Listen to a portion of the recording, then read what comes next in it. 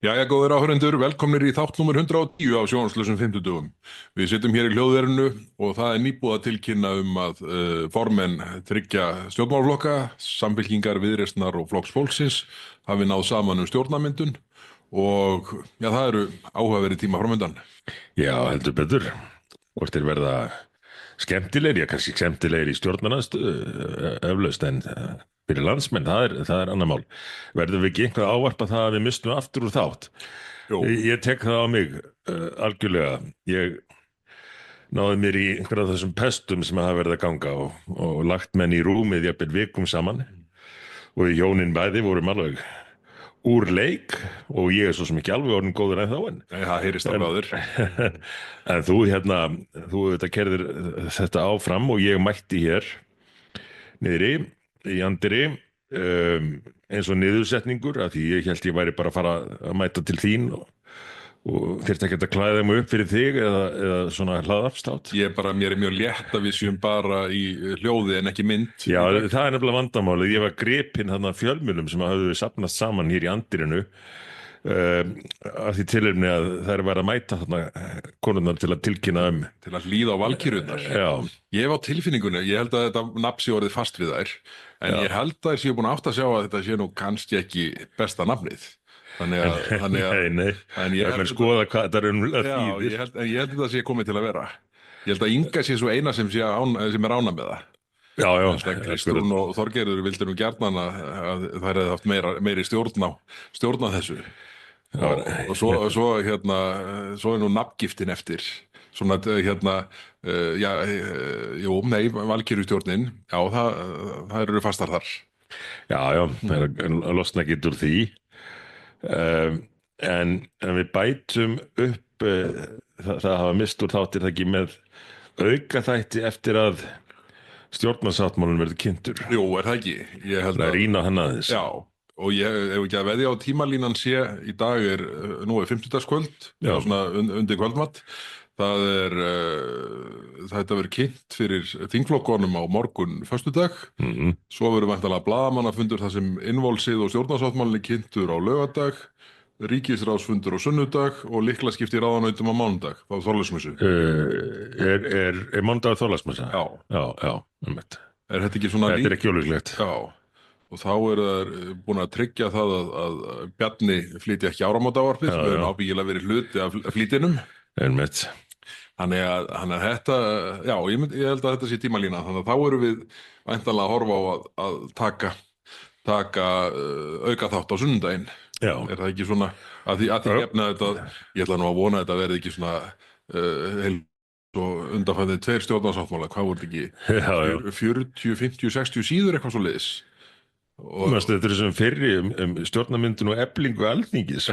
Svo hafa fáa ríkisstjórnir gert þess mikið í að efla framkvæmdavaldið á kostnað þingsins. Já, þetta var svona satíra eftir á að þykja. Það er ekki alltaf saman orð og athafnir. Nei. En ef við tökum upp hérna á sunnudaginn, 22. þá vantarlega. Já. Ef við fara að fá okkur skötu eftir þáttinn. Það er orðið svolítið þröngt það átt á Þorláksmessu. Já. Tjekkum allavega á því. Já, heyrðu, það hljóma vel. Ég held að það, ég ætla að skella mér í skötu á Þorláksmessu, svona á hópi sem hittist árlega. Já. En ég væri mjög til í að taka forskot á skötu sæluna þarna á sunnudeginum. Við getum líka tekið bæði fyrir og eftir. Já, það svitna maður ammoníaki vel fram á þriðja eitthvað svo leiðis. Lyktin, maður losnar aldrei við þessa lykt en þá er bara ágætt að mæta klæddur eins og ég er núna í einhverjum íþróttafötum og skilja úlpun eftir út í bíl. Þú tekið vel út, en svo náttúrulega sko, maður þarf alveg sér kitt í þetta. Því að þetta mér finnst þetta, sko, þegar maður er skynsamur og skilur jakkan eftir einhvers staðar utan svæðis, svo bara vippa maður sér í hann og þetta einhvern veginn flæðir allt á milli eða peysunar sem maður er yfir í jakkan og svona kollakolli, sko.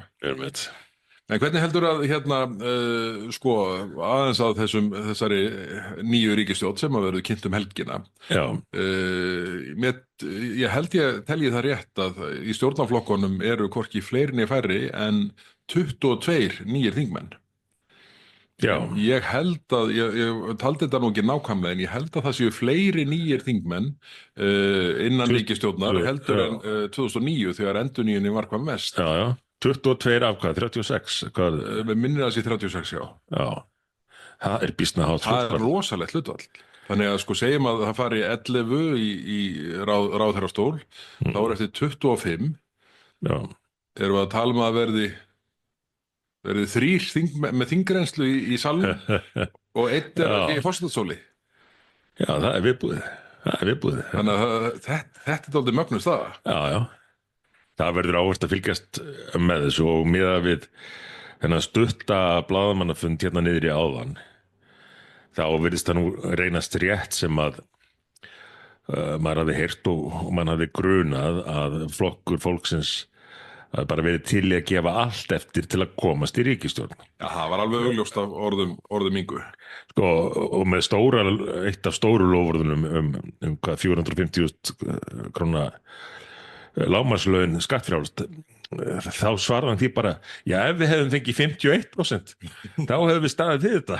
Já, já.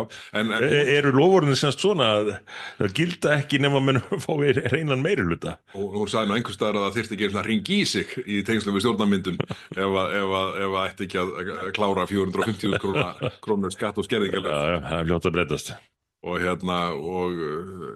Og síðan var, já, það var þarna komment frá henni líka ég held að það hafi verið í forystusætinu á Ríkisútvarpinu, þar sem að hún talaði mjög skýrt á þeim nótum að hún hefði ekkert í ríkisstjórn að gera nema að ná þessum helstu áherslumálum sínum fram. Já, já. En það var fyrir kosningar. Á fyrir kosningar. Já.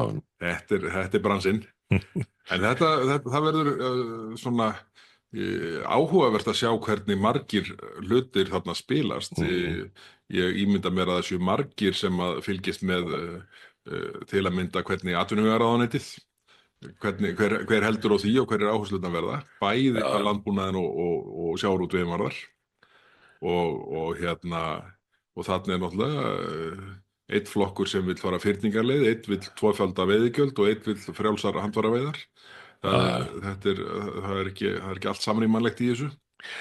Nei, og svo er það skattamálin. Heldur að Þolgerður taki George Bush eldri á þetta, sem sagði, read my lips, no new taxes. Og svo hækkaði hann skatta það. Já, hvað var hann aftur? Var hann endurkjörinn? Nei, Clinton feldan, já. Já. Ég held að svona þessi svona mikla sýning sem var sett á laggirnar í kringum fréttatilkynningu fjármálaráðuneytisins í síðustu viku hafi nú verið svona upptakturinn af því að Viðreisn gæti bakkað í þeim efnum og mér þótti athyglisvert að sjá að það væri ekki nema, ég held að það var verið að segja frá Gallup-könnun þar sem var svona teiknað upp hvaða ríkisstjórn menn vildu sjá. Það voru ekki nema 53% stuðningsmanna Viðreisnar sem vildu sjá þessa ríkisstjórn sem að var tilkynnt að hefði náð saman núna fyrir tæpum klukkutíma síðan. Þannig að það er nú býsna margir sem að hafa stuðningsmanna Viðreisnar í kosningunum sem hafa svona leitt hugan annað heldur en þessi niðurstaða síðan teiknar upp. Já, sérstaklega ef það er spurt þegar það er nánast búið að mynda stjórnina, þá hafa mann kannski frekar tilhneigingu til þess að styðja það sem er að gerast. Þannig að þetta er ekki hátt hlutfall. Nei, akkurat. Og ég tók reyndar eftir í þessari könnun Gallup, þá voru allir mögulegar stjórnir valkostur fyrir þá sem að fengu spurningalistan til sín. Og meiri sé að ríkisstjórnir sem að náðu ekki meirihluta. Þannig að það var öllu kjaldað til en það var ekki spurt mögulegt samstarf Samfylkingar, Viðreisnar og Miðflokks. Nei. Ég rak augun í þetta, það var áhugavert að vita hvað veldur. Akkurat. En þetta svona, mér þótti athyglisvert að þetta væri ekki nema 53% stuðningsmanna Viðreisnar sem að vildu þetta samstarf og við minnir að það hefur verið einhvers staðar í námunda 80% samfylkingafólks sem vildi þetta, þannig að samfylkingafólki það var alveg yfirgnæfandi, já.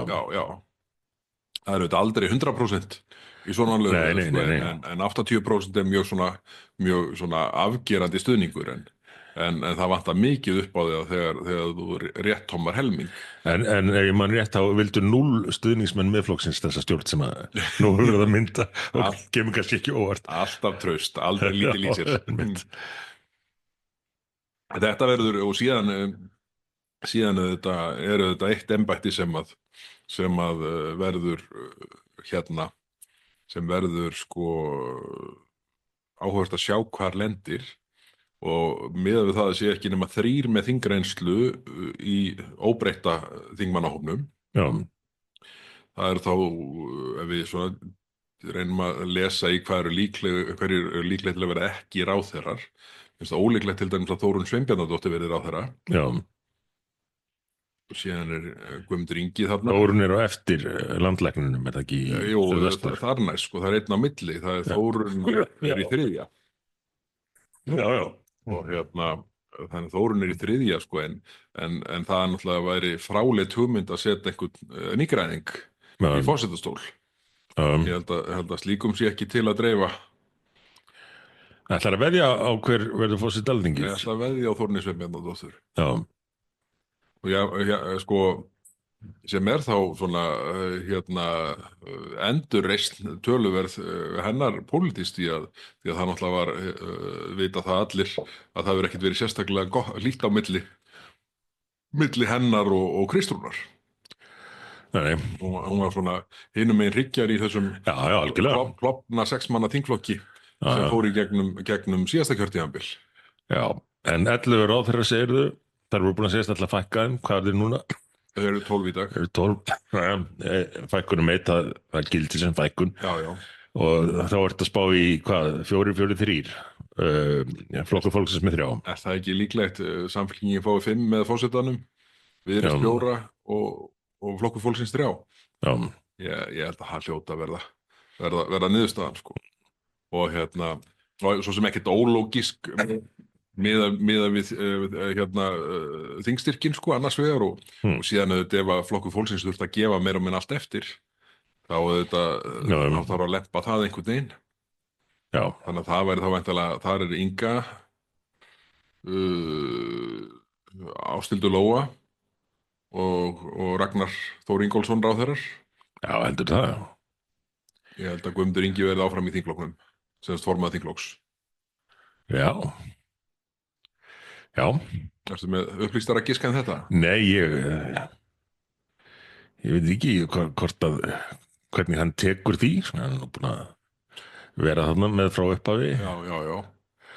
En Ásthildur Lóa, sko, hún náttúrulega fyrsti þingmaður Suðurkjördæmis, Já, sem að kom mörgum óvart. já, En já, heldur að, ég myndi veðja og það væri svona nokkru marki tilkomið bara fylgið hans Ása Friðriks hafi svona, sem Ási átti og hafði ræktað svo vel í gegnum kjörtímabilin, já, hafa miklu leyti fært sig yfir á flokk fólksins já, þarna, ég trúi þegar ekki þegar Ása er hent út Já, af listanum þarna á rauðanafundinum. það er ekki ólíklegt. Já, þannig að það er, já, ég myndi veðja og það væri svona kannski megin ástæðan fyrir því að þetta urðu svona afgerandi skipti þarna í Suðurkjördæminu, Já, og ábyggilega ekki einfalt fyrir Sjálfstæðisflokkin að það er nú orðið ansi langt síðan þeir voru ekki með fyrsta þingmann í Suður, ef ég man rétt. já, Það hefði ekki verið 2013-16 þegar já, líklega, já, kostingum það 2013 og myndi ég halda að verið síðast. Já, já, það verður áfætt að fylgjast með því hvernig þetta þróast. En það lítur út fyrir að áhyggjur okkar séu að raungerast, það sem að maður reyndi nú svona í örvæntingu nánast undir lokin að vara við. Það tæki við ESB skattahækkana stjórn með einum aðstóðarflokki. kerfisstjórn. Já, ný kerfisstjórn, og eins og við höfum rakið hér áður, þá var talað um Pírata eða Framsóknarflokk sem backup í slíku. Hvorugur reyndist í stöðu til þess. Hvorugur var til gagns í þeim efnum á endanum. En þá var flokkur fólksins til, og það er hinnar til í að fara út í óvissuna með honum. Já, þetta eins og ég sagði í byrjun, sko, þetta, ég held að þetta verði svona það eru áhugaverðir tímar framundan. Er það ekki kínverskt hérna? Jú, megið þú lifa áhugaverða tíma. Megið þú lifa áhugaverða tíma, einmitt. Það er sem teljast ekki heillaáskir Nei. þar í landi. Það er þannig. Það er nú eitt og annað búið að vera í gangi annað en að formenn þessara 3 flokka hafi talað saman um nýjan stjórnarsáttmála.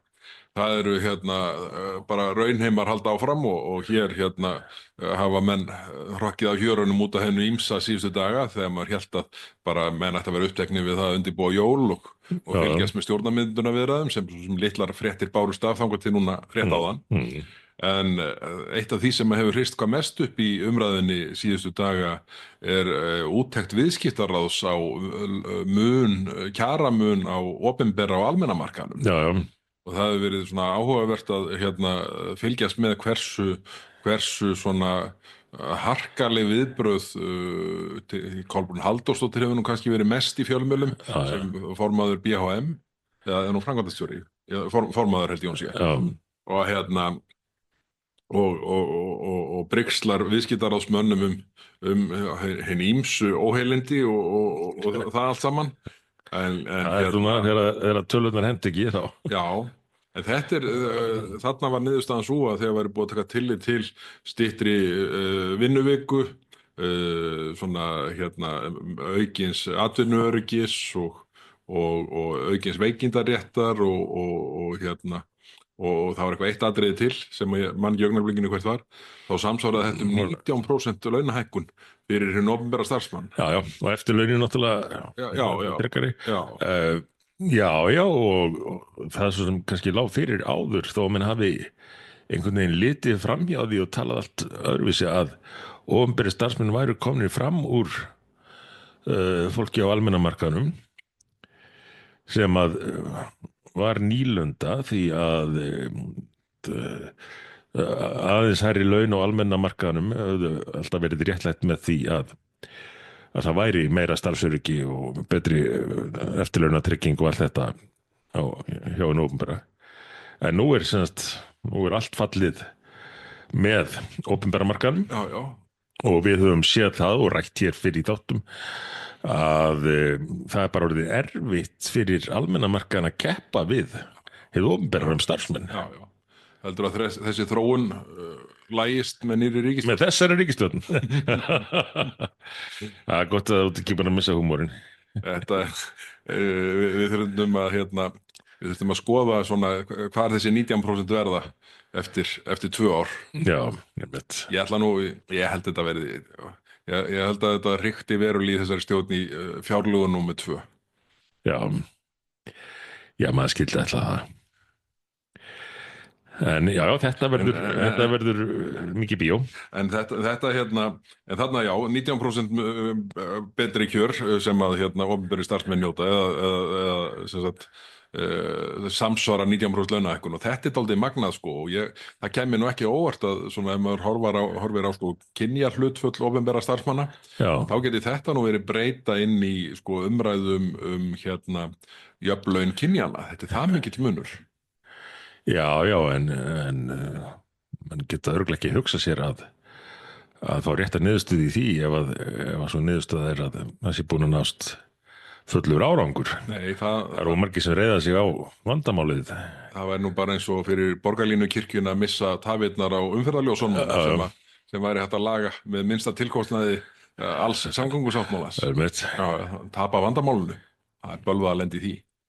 Það er bakslag. Já, það er bakslag. Svo er annað vandamál sem að Danir vilja að losa sig við. Svo við færum okkur aðeins til útlanda. Áhugaverð frétt sem ég sá síðan við tókum upp síðasta þátt. Að nú ætla danska ríkisstjórnin að endurskoða innflytjendalög í landinu og heimila brottflutning allra dæmdra einstaklinga sem hlotið hafa óskilorðsbundna fangelsisdóma. Hvernig heldur að ríkisstjórnin sem að verður kynnt helgina tæki á svona hugmyndum? Þau munu ekkert þar að gera í þessum málum. En nú er Inga Sæland búin að segja að Ísland sé uppselt. Hún segir ýmislegt en nú er hún á leið í ríkisstjórn og þá bara kemur kemur einhver ræða hérna, við þurfum að vera góð við alla og svona. Hún á ekki neinum vandræðum með að skipta algjörlega gír og prógram eftir því sem að til að henda hverju sinni. En það svolítið, ég nánast, veit ég hvort það var kallað leiðilegt, svona hálf óþægilegt að sjá það að Danir, gamla nýlendu þjóðin, séu farnir að standa sig miklu betur í að verja landamærin sín og menningararf sinn og þjóðina heldur en við frjálsa Ísland sem að náðum loksins sjálfstæði frá þessum Dönum til þess einmitt að geta varið þetta samfélag og tekið ákvarðanir sem henta okkar aðstæðum. En Danir eru bara, hvort sem það er vinstri stjórn eða hægri stjórn þar, þeir eru bara orðnir miklu búin að gera sér allavega grein fyrir því miklu betur en stjórnvöld hér hversu mikilvægt það er að vernda samfélagið. Já. Og virðast ekkert skamma sín fyrir það, sko. Nei. En ég held nefnilega að þetta, sko, og ég held að það sé nú svona hlutur sem að mun auðvitað gera þetta áhugaverðara næstu misserin, að innan þessara þingflokka sem núna eru að stofna koma þessari ríkisstjórnarmyndun, er dálítið af svona viðkvæmum blónum. Já. Sem að svona, engin skortur á því í þessum 36 manna hópi. Kunnaði illa að vera ekki í albesta hópnum hverjum sinni. Já, það er nefnilega, það er erfiðar að vera í stjórn en stjórnarandstöðu þegar kemur á þeim hlutum, sko. Því að þarna ertu komin í þá stöðu að geta gert og græjað. Já. Og þá er orðið erfiðar að útskýra hluti sem öðrum að kenna. Já. Þannig að þetta verður svona mun reyna dálítið á, sérstaklega þegar við horfum á að það verða svona því ráðherrarnir platsera sér nú alltaf bara í koma sér fyrir í ráðuneytunum sínum og einhvern veginn taka lítinn þátt í almennum stjórnmálaumræðum utan síns málaflokks og sem mér hefur reyndar alltaf þótt mjög skrítið fyrirkomulag, sko, því að svona kippa úr sambandi svona 10, 11, 12 öflugustu þingmönnum stjórnarflokka hverju sinni. Já. Þannig að en sko já, það verður sko handleggur fyrir þingflokksformenn að halda þessum hópum saman. Já, það myndi ég halda. Við getum þó sagt eins og sagt er að ekki munum við gera þeim erfiðara. Við munum halda aftur á allri stríðni og slíku. Já, og tjá okkur bara mjög hóflega og ekkert vera að benda á einhvað sem er óþægilegt fyrir þau. Alls ekki. Það er ekki við gerum það ekki. Það voru það ekki bara píratarnir sem sáum það. Já. En þetta en síðan er annað mál sem við verðum eiginlega að koma inn á. Það er þessi umræðum hækkun verðs á raforku. Já, sem að tengist nú svolítið einmitt einu máli sem að við leyfðum okkur að andmæla og gera veður úr, sem er þriðji orkupakkin, að það var mikill slagur eins og menn vonandi muna og það var hæst að okkur fyrir að vera að taka þennan slag því þetta skiptir engum máli, þetta er alltaf sama sagan með svona innleiðingar. Hver var það sem gargaði á okkur? Hvað haldið þið að fáið stuðning út á þetta? Já, það verður verið einhver framsóknarmaður líklega. En það var nú sama eins og með útlendingamálin, sko, þegar þeir voru að kalla okkur í öllum illum nöfnum og bættu svo við, svo fáið ekki einu sinni ekki fylgi út á að vera að tala með þetta. Það var greinleitt hvað það skipti öllu máli á þeim. En já, orkupakkin og þetta fyrirkomulag á samkeppni á þessum markaði hefur bara ekki reynst vel, ekki fyrir okkur, ótrúlegar hækkanir núna og ekki heldur á hinum Norðurlöndunum. Nú eru Norðmenn farnir að bara krefjast þess að það verði svona klift á tengingarnar. Já. Vegna þess að þeir og Svíar og fleiri í hluta þessara landa eru farnir að borga margfalt orkuverð af því að Þjóðverjar hafa farið svo illa ráðið sínu í sínum orkumálum, lokuðu öllum kjarnorkuverunum ætluðu að reiða sig á ódýrt gas frá Rússlandi, fullkomin galskapur. algjörlega. Og orkuverð búið að rjúka upp í Þýskalandi, í Þýskuriðina, náttúrulega í tómu tjóni, en það bitna líka á löndunum sem eru tengd inn í þetta kerfi.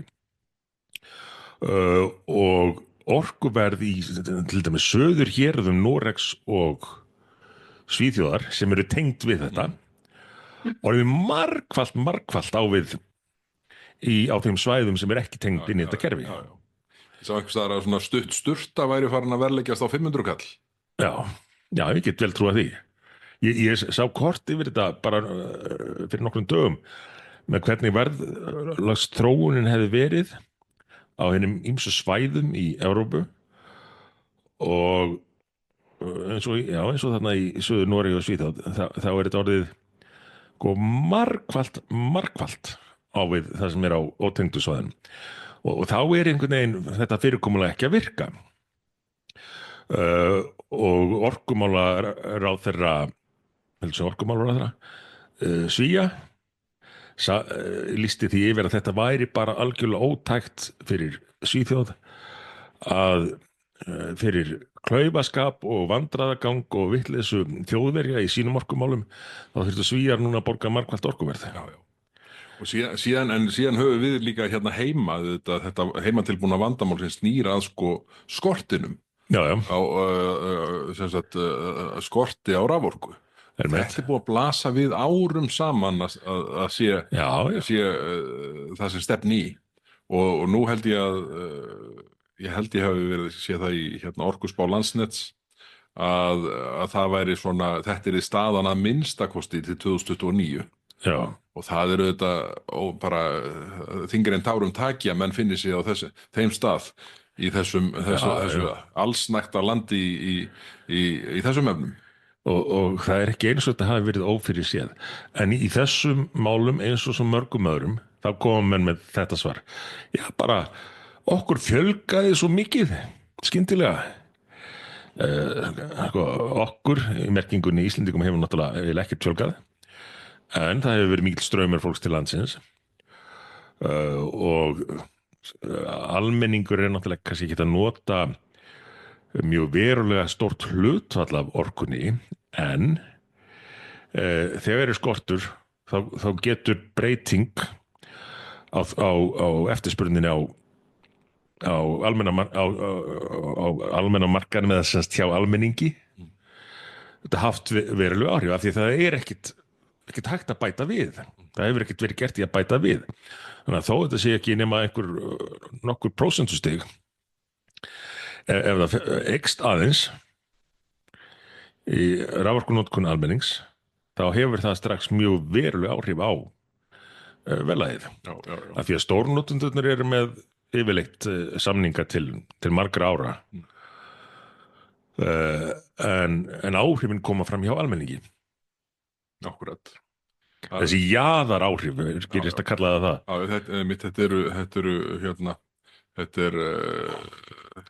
Þetta er ekki heildarstabbinn sem að þessi verðþróun er að verða á heldur jaðarinn en það enga síður teiknar upp þá mynd að skorturinn er að ágerast og verður dýrar eftir því sem að tímanum vindur fram og skorturinn eykst. Og nú er verið að pína fólk til þess að nota þessa snjallmæla.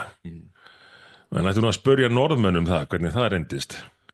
Þar hefur þetta valdið því, og reyndar í Bretlandi líka, að orkufyrirtækin bara breyta verðinu innan dags eftir því hvernig eftirspurnin er. Þannig að allt í einu fólk lenti því að fara að þvotta næturlagi og elda kvöldmatinn síðdegis til að reyna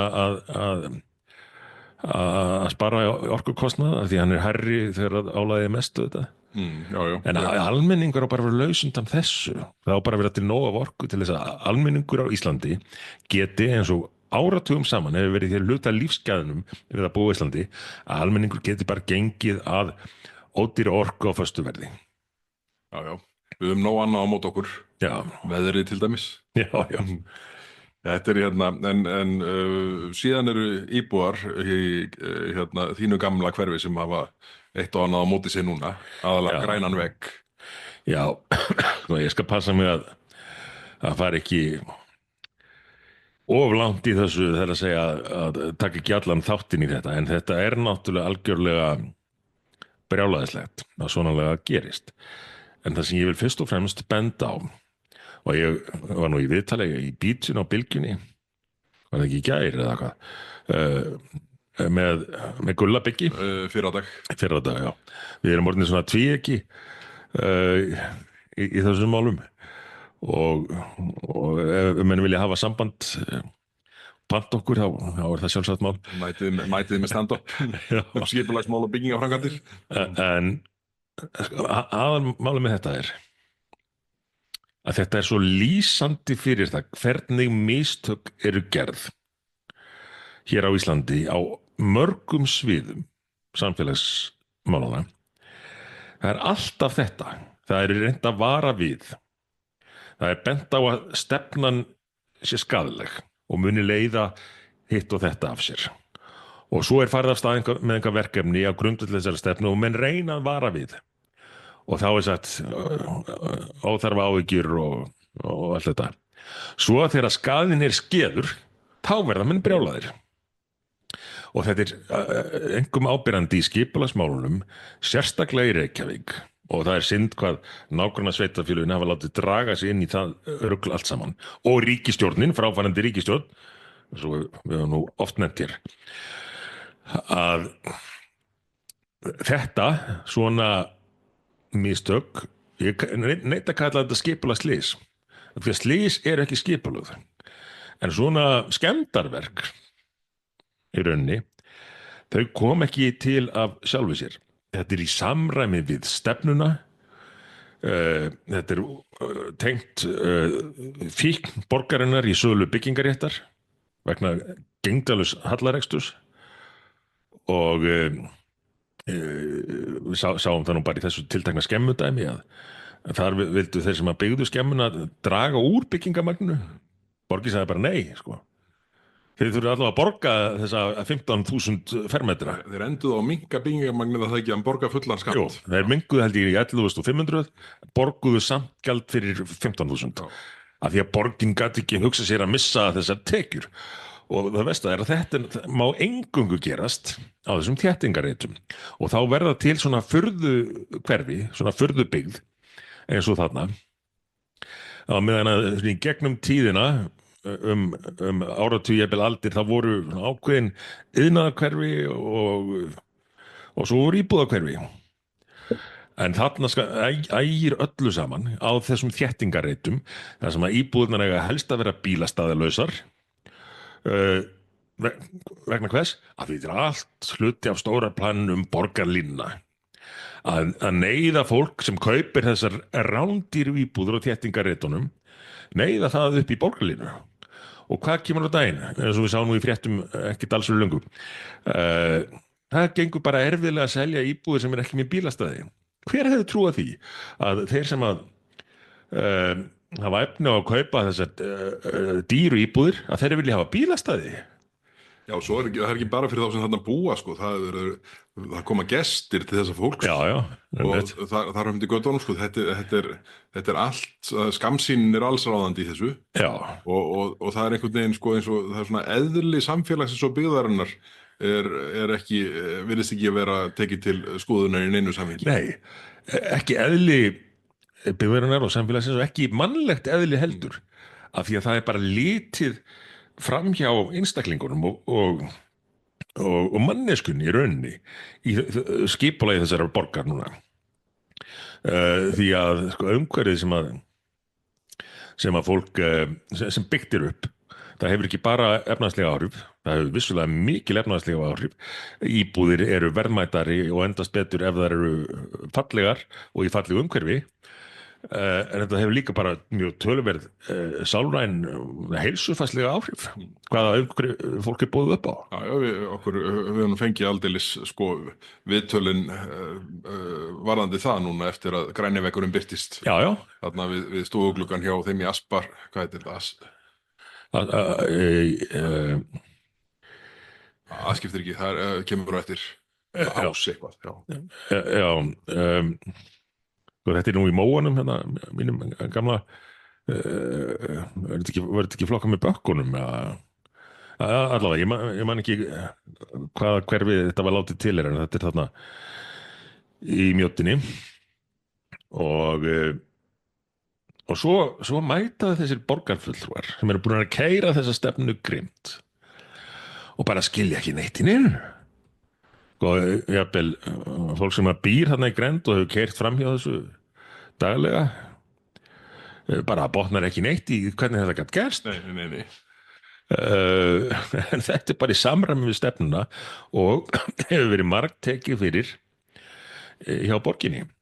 Þegar ég var í skipulagsráðinu 2 ára skeið áður en ég byrjaði í pólitíkinni þá kom hvert einasta atriði það er inn á borð til stjórnmálamannana sem að fengu þessu kynningu og þurfti að samþykkja það en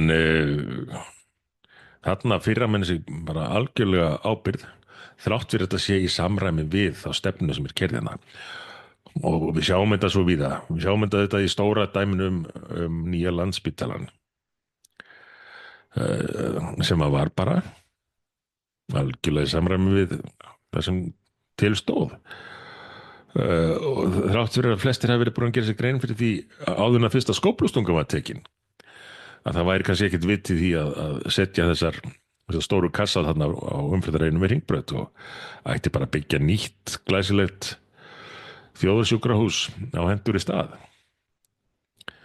og svo munum menn í framtíðinni segja hvernig gátu menn gert þetta, hvernig datt inn það en þetta er vandamál stjórnmálara samtímans að þegar kerfið er komið inn á einhverja braut þá á það mjög erfitt með að komast að þeirri braut og allt og margir bregðust ekki við fyrir hann að skaðinni skeður. Já, akkurat.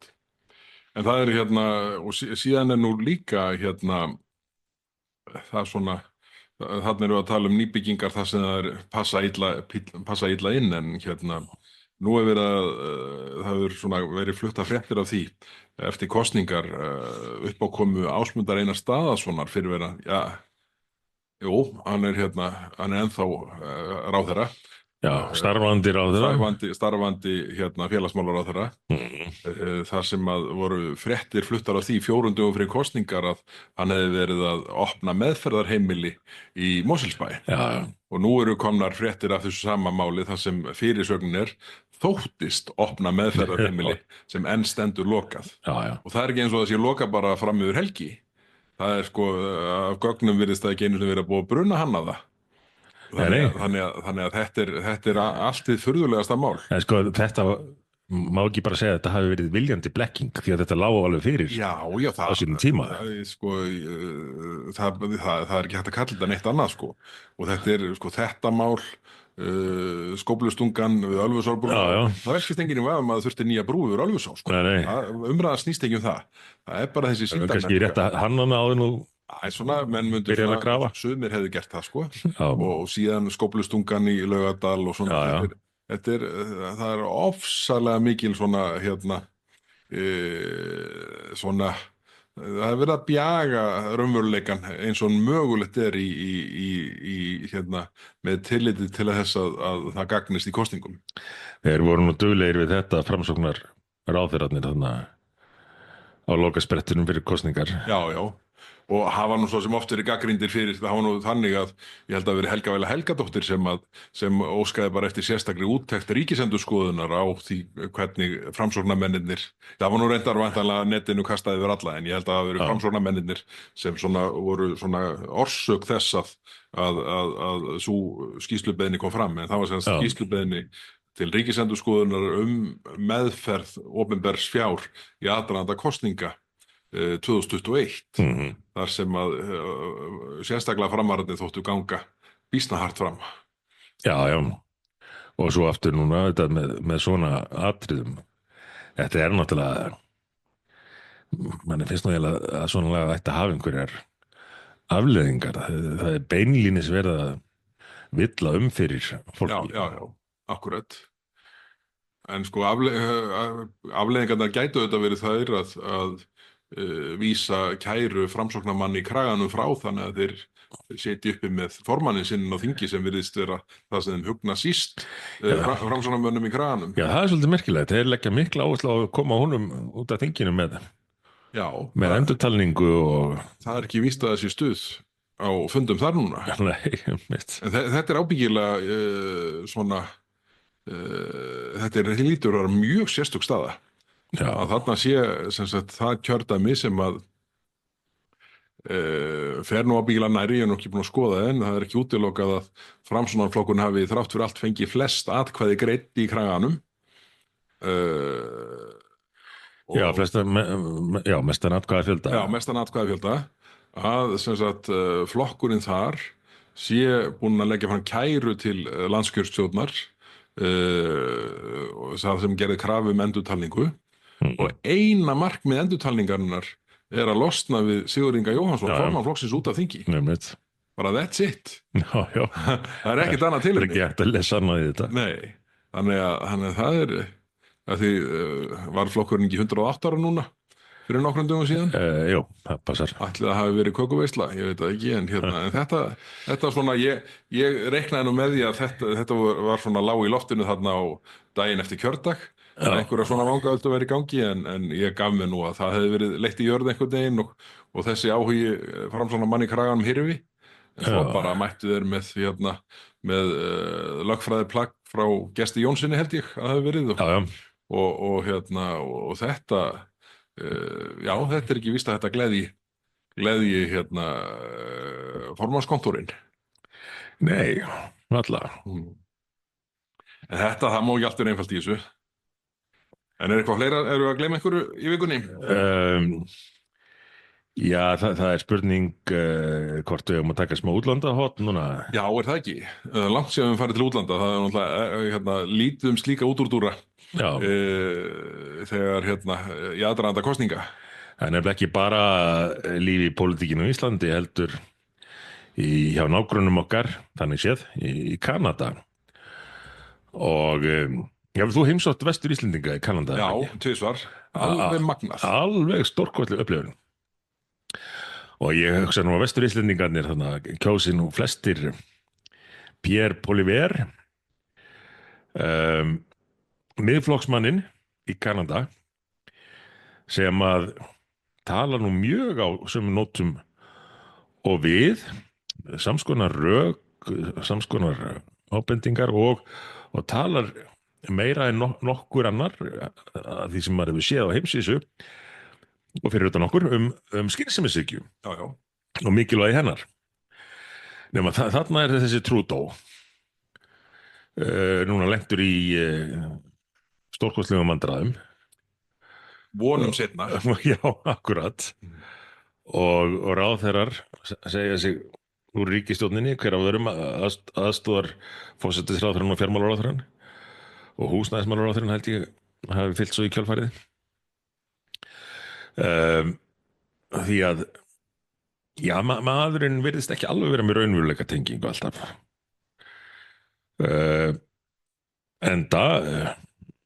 Enda óvinsældir þessarar stjórnar orðnar töluvert miklar, henni er núna haldið uppi af svona sósíalistum eða flokknum sem er lengst til vinstri. Þetta er svona svolítið eins og í Reykjavík með Dag að Trudeau þrátt fyrir að missa fylgi, hann fekk alltaf einhverja til að nýtt varadekk. Já. En nú er útlit fyrir breytingar þegar að kemur að kosningum, en hversu lengi hann Trudeau og félagar halda út, það er ekki gott að segja, en það hefur verið áhugavert að fylgjast með málflutningi Pierre Poilievre að undanförnu. Hann svona nálgast málin með því að benda á alla vitleysuna, svona common sense, almenn heilbrigð skynsemi í því hvernig mætti gera hlutina betur.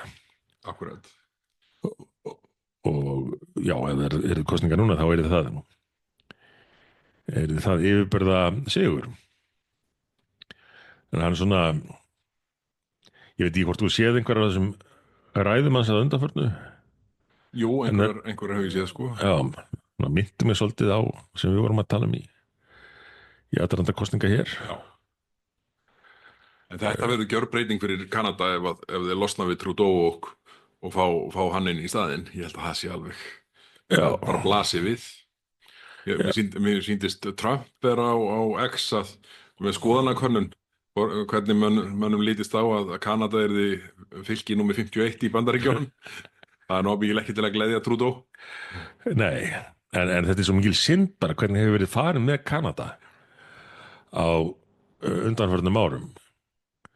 Þetta var svona fyrirheitna landið eru marga en svo bara svona hlutir eins og málfrelsi, stjórna landamærunum, allt þetta sem má ekki fara úrskeiðis í réttaríki, það hefur einhvern veginn gjörsamlega klúðrast hjá þeim á síðustu árum. Þannig að það er ekki nema von að